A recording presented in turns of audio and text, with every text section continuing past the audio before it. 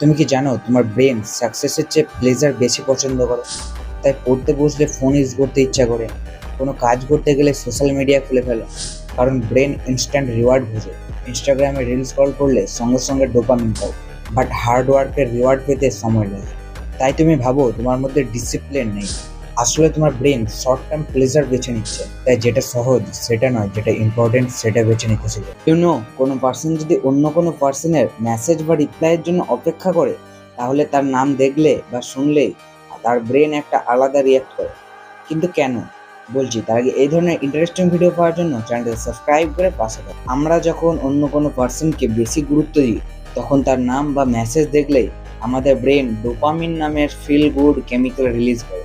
এই জন্য প্রিয় মানুষের নোটিফিকেশন দেখলে হঠাৎ করে মুড ভালো হয়ে যায়। সাইকোলজিতে এটাকে ইমোশনাল ট্রিগার বলা হয়। তুমি কি জানো যে সত্যিটা তুমি বলতে চাও না, সেটা তোমার চোখ অপোজিট পার্সনকে বলে দেয়?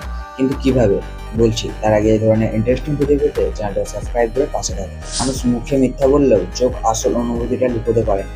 কেউ কেউ কষ্টে থাকলে, নার্ভাস হলে বা সত্যিই খুশি হলে সেটা তার চোখের এক্সপ্রেশন থেকে বোঝা যায়। এই জন্য সাইকোলজিতে আই কন্ট্যাক্টকে মানুষের কারেন্ট পজিশন বোঝার ইম্পর্টেন্ট পার্টিসিপেট ধরা হয়।